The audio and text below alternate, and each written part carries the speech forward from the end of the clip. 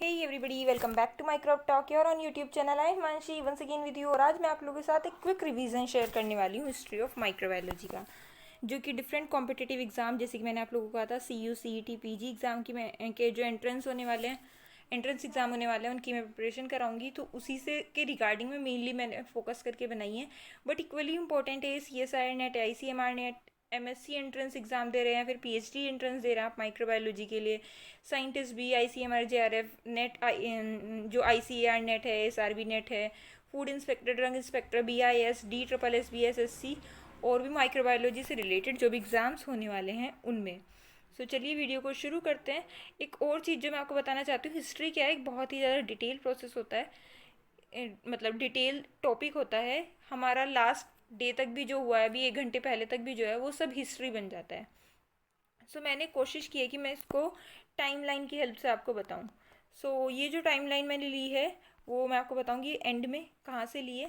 सबसे पहले थोड़ा सा डिस्कस करते हैं। पहले तो माइक्रोबायोलॉजी क्या है, एक स्पेशलाइज्ड एरिया है बायोलॉजिकल साइंस का, जो कि डील करता है माइक्रो ऑर्गेनिजम्स की स्टडी से, या फिर जिनको हम सिंपली माइक्रोब्स कह सकते हैं। अब ये माइक्रोब्स क्या होते हैं, ये लिविंग ऑर्गेनिजम्स होते हैं जो कि बहुत ज़्यादा स्मॉल होते हैं कि हम उनको क्लियरली अपनी नेक्ड आई से नहीं देख सकते हैं। नेक्ड आई मतलब अगर हम माइक्रोस्कोप का यूज़ नहीं कर रहे हैं या कुछ ऐसे इंस्ट्रूमेंट का यूज़ नहीं कर रहे हैं जिससे जो स्मॉल थिंग्स हैं वो बड़ी हो जाएं, ठीक है, तो उनको हम नहीं देख पाएंगे। इसमें बैक्टीरिया आते हैं, वायरसेस आते हैं, फंजाई आती है, एल्गी, प्रोटोजोआ, हेलमिंथीस। ज़्यादा डिटेल में मैं नहीं जाऊँगी माइक्रो ऑर्गेनिजम्स की, क्योंकि ऑलरेडी उसके बारे में बता चुकी हूँ। एक और चीज़, अगर आप CU CET एग्ज़ाम की तैयारी कर रहे हैं और CU CET एग्ज़ाम की प्रिपरेशन के लिए अगर आपको चाहिए कि आपको और मटेरियल चाहिए, तो आपको प्लेलिस्ट सेक्शन में जाएंगे तो आपको वहाँ से मिल जाएगा। नेक्स्ट, ये जो टाइमलाइन है, ये एक्चुअली पूरी बहुत बड़ी टाइमलाइन थी जो कि मैंने ली थी, जो 2020 वाला एडिशन था, 11th एडिशन प्रेस्कोट माइक्रोबायोलॉजी का, चैप्टर 1, और पेज नंबर आई थिंक इसका था, मैं यहाँ पर लिखना भूल गई, 12 या 13 पर ये था। तो आप वहाँ से जा कर के देख सकते हैं। अब वापस से आ जाते हैं हम, यही टाइमलाइन की हेल्प से हम समझेंगे, क्योंकि इससे ज़्यादा क्विकली और शॉर्ट में नहीं समझाया जा सकता है। हालांकि इससे पहले से काफ़ी हद तक हम माइक्रो ऑर्गेनिजम्स को समझने लगे थे। पहले ये बिलीव किया जाता था कि जो डिजीज़ हैं, जैसे कि अभी भी मानते हैं कि बहुत सारे कुछ लिविंग एक ऐसे कुछ ऐसे क्रिएचर्स होते हैं जिन्हें हम नहीं देख सकते हैं। नॉर्मल लैंग्वेज में जिनको लोग क्या कहते हैं, भूत प्रेत होते हैं, जो कि क्या कर देते हैं कि इस लड़की को भूत चिपट गया, इस लड़के को भूत चिपट गया, ऐसे करके मतलब लोकल लोग बोलते हैं ये सब चीज़ें, ठीक है। और उसके साथ ऐसा हो गया था, वैसा हो गया था। लोगों को नहीं पता था कि ये जो या फिर जो ये क्रिएचर हैं जिनको हम नेक्ड आई से नहीं देख पा रहे हैं, वो एक्चुअली में क्या है, माइक्रो ऑर्गेनिजम्स हैं, ठीक है, जो कि रिस्पॉन्सिबल होते हैं किसी डिजीज़ के लिए। जैसे कि फॉर एग्जांपल, जैसे पहले किसी को काउ पॉक्स या चिकन पॉक्स हो जाते थे तो उसको रिलेट कर देते थे कि गोडेस शीतला हैं जिनकी वजह से ये सब कुछ होता है। तो इंडिया में बहुत टाइम से चलता आ रहा है, और ऐसी बहुत सारी कंट्रीज़ में, ऐसा नहीं कि इंडिया में ही अंधविश्वास होते हैं, बहुत सारी कंट्रीज़ में अलग अलग अंधविश्वास लोगों के जुड़े होते हैं। इससे अलग भी अगर हम यहाँ पे जैसे 1543 से शुरू किया है, इससे पहले 1361 से 80 तक जो फर्स्ट वाइड स्प्रेड यूज़ था क्वारंटीन का, ठीक है। आज हम कोविड-19 की वजह से सब फैमिलियर हैं कोविड-19 के की क्वारंटीन क्या है, बट यस पहले भी क्वारंटीन होते थे। तो इस वाले एरा में क्या था, 1361 से 80 में एक फर्स्ट वाइड स्प्रेड यूज़ हुआ था क्वारंटीन का, जिससे कि कंट्रोल किया जा सकता था स्प्रेड ऑफ एंडेमिक। बहुत प्लेग हो रहा था उस टाइम पे, कौन सा, बुबोनिक प्लेग हो रहा था। उसके बाद 1441 से 99 तक एलिमेंटल मरकरी दिया जाता था सिफिलिस के ट्रीटमेंट के लिए। उसके बाद 1546 में फ्रांसिस्को आए थे, और बाकी के यहाँ उस वहाँ तक जाने से पहले और भी हम कंट्रीब्यूशन हम जानेंगे। उसके बाद इस टाइमलाइन में जो इम्पोर्टेंट डिस्कवरीज़ हैं वो रेड पेन से इंडिकेटेड हैं, ठीक है, क्योंकि उनका रिलेशन ज़्यादा किससे है, माइक्रोबायोलॉजी से। डिस्कवरीज और भी हुई हैं लेकिन वो माइक्रोबायोलॉजी के रिलेशन में इतनी इम्पोर्टेंट नहीं है। तो मेनली यहाँ पर फोकस करेंगे किस पर, यस, माइक्रोबायोलॉजिकल डिस्कवरीज पर, जो कि रेड पेन से लिखी हुई हैं। 1665 में हुक ने पहली बार पब्लिश की थी माइक्रोग्राफिया, ठीक है। बहुत फेमस रहे हैं हुक अपने टाइम पर, काफ़ी फेमस साइंटिस्ट थे। उसके बाद 1668 में रेड्डी ने रिफ्यूट्स किया था किसको, स्पॉन्टेनियस जनरेशन को, मैगोट्स के। उसके बाद क्या हुआ था, 1674 से 1676 में जो ल्यूवेनहुक थे, उन्होंने एंटोनी वॉन ल्यूवेनहुक ने एक क्रूड सा माइक्रोस्कोप बनाया था, जिसमें उन्होंने क्या किसको डिस्कवर किया था, एनिमलक्यूल्स को। और उन्हीं एनिमलक्यूल्स को हम अब क्या कहते हैं, माइक्रोब्स कहते हैं। इसके बाद 1765 से 1776 में जो स्प्लेंजनी थे, उन्होंने अटैक किया था किस पर, स्पॉन्टेनियस जनरेशन में। माइक्रोबायोलॉजी में अगर हम डिस्कवरी एरा की बात करें पूरी की पूरी, या फिर पूरे माइक्रोबायोलॉजिकल हिस्ट्री की बात करें, तो जो शुरू होता है ना मेनली, वो पहले इस बात से शुरू होता है कि माइक्रोस्कोप की डिस्कवरी हुई। फिर उसके बाद पूरा स्पॉन्टेनियस जनरेशन वर्सेस बायोजेनेसिस की बहस है, पूरी डिबेट है एक तरीके का। और उसके बाद क्या है, यस, उसके बाद है हमारा इस गोल्डन एज ऑफ माइक्रोबायोलॉजी, जिसके बारे में डिटेल वीडियो आपको नीचे दिए गए लिंक में मिल जाएगी। साथ साथ अगर आप CU/CET वाली जो प्लेलिस्ट मैंने आपको बना करके दी है, प्लेलिस्ट सेक्शन में जाएंगे, उसमें भी आपको वीडियो मिल जाएगी। उसके बाद क्या है नेक्स्ट, 1798 में जेनर ने इंट्रोड्यूस किया था काउपॉक्स वैक्सीनेशन को स्मॉल पॉक्स के लिए। देन 1854 में जो स्नो ट्रेसिस कोलेरा था, ठीक है, वो बताया गया था किसकी वजह से होता है, सोर्स ऑफ वाटर पम्प की वजह से, ठीक है। फिर उसके बाद 1861 में पास्टर ने डिस्प्रूव किया था स्पॉन्टेनियस जनरेशन को। लुइस पास्टर की डिस्प्रूव करने के बाद बस एक एक्सपेरिमेंट बचता है हमेशा स्पॉन्टेनियस जनरेशन वर्सेस बायोजेनेसिस में, वो था जॉन टिंडल का एक्सपेरिमेंट। देन उसके बाद 1876 में कोच ने डिमॉन्स्ट्रेट किया था कि जो बेसिलस है, ठीक है, यानी कि जो बैसिलस एंथ्रेसिस है, वो क्या कोज करता है, यस, एंथ्रेक्स डिजीज़ को कोज करता है। उसके बाद 1884 में कोच ने पोस्टुलेशंस दी थी कुछ, जो कि पब्लिश की गई थी।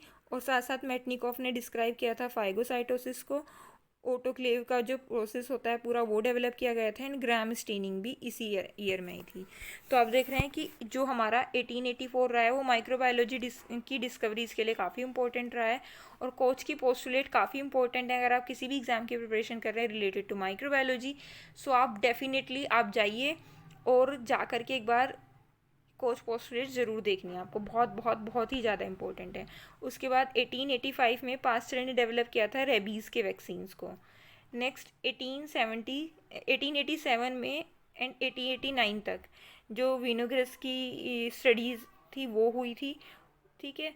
क्या किससे रिलेटेड थी वो, सॉइल से रिलेटेड थी, ठीक है। उसके बाद सल्फर एंड नाइट्रीफाइंग बैक्टीरिया भी के बारे में भी इसी ईयर में पता चला था। नेक्स्ट क्या था, उसके बाद 1888 में बेजर्निक ने आइसोलेट किया था रूट नोड्यूल बैक्टीरिया को। 1899 में बेजर्निक ने क्या किया था, प्रोवोक किया था वायरस को जो कि कोज करता है टबैको मोज़ेक डिजीज़ को। अगर आप चाहते हैं कि आपको पूरा सिलेबस नहीं मिल पा रहा है अप्लाइड माइक्रोबायोलॉजी का CUC सेट के लिए, तो वो भी आपको इसी प्लेलिस्ट में मिल जाएगा, नीचे लिंक डिस्क्रिप्शन बॉक्स में आप आकर के देख सकते हैं। 1911 में रोस ने डिस्कवर किया था वायरस जो कि कैंसर कोज कर सकता है, ओन्कोजेनिक वायरस के बारे में। 1915 से 1970 में डी हेरलिन एंड ट्वार्ट ने डिस्कवर किया था बैक्टीरियल वायरस, यानी कि बैक्टीरियोफाज को।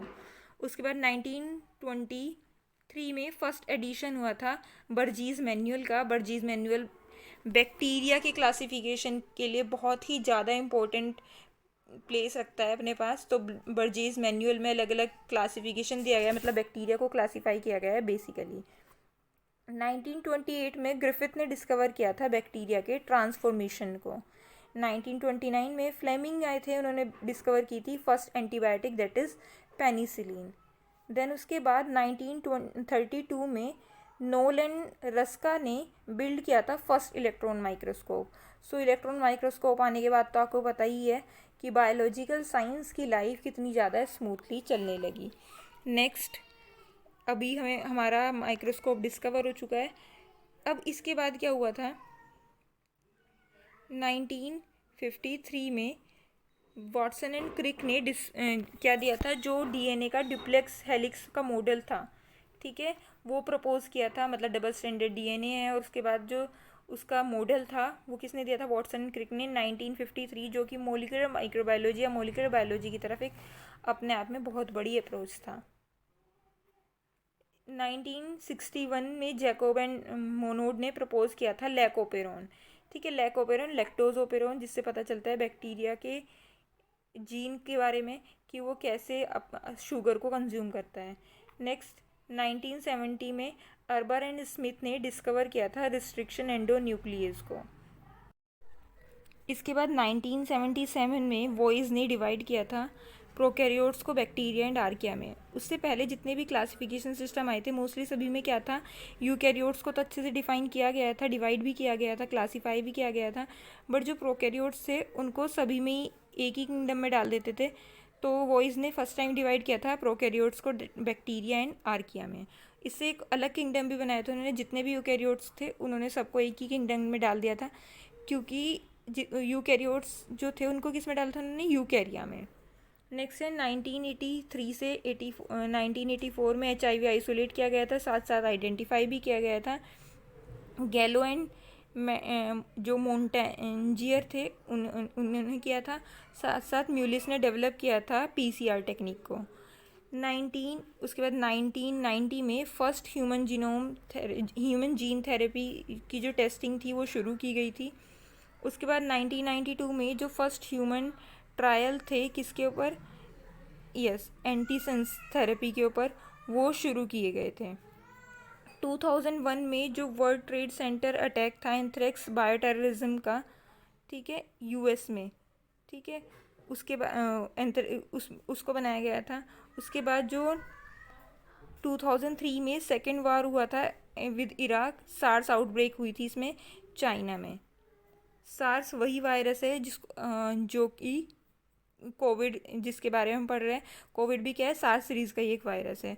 उसके बाद 2005 में जीनोम ऑफ 1918 इन्फ्लुएंजा वायरस जो था उसको सीक्वेंस किया गया था, मतलब 1918 वाले इन्फ्लुएंजा वायरस का जो जीनोम था उसको सीक्वेंस किया गया था 2005 में। उसके बाद 2010 में H1N1 इन्फ्लुएंजा आउटब्रेक हुई थी एंड 2014 में 2 ईयर इबोला आउटब्रेक हुई थी। देन उसके बाद 2010 में first bacterium with synthetic genome construct किया गया था। उसके बाद 2019 दिसंबर में एक और आउटब्रेक हुई थी, हमें पता है कोविड-19 आउटब्रेक, उसके बाद उसका वैक्सीन आया था। सो यही अभी तक की इम्पोर्टेंट हिस्ट्री है माइक्रोबायोलॉजी की। मैंने आपको बता ही दिया है कि ये टाइमलाइन मैंने कहाँ से ली है, तो all credit of this timeline goes to Prescott microbiology. Yes, बाकी डिटेल्स मैंने आपको दे दिए हैं। तो यही था हमारा आज का वीडियो। आई होप ये वीडियो आपके लिए हेल्पफुल रहा। अगर ये वीडियो आपके लिए हेल्पफुल रहा है तो वीडियो को लाइक करना है, चैनल को सब्सक्राइब करना है। थैंक्स फॉर वॉचिंग, मिलते हैं नेक्स्ट वीडियो में।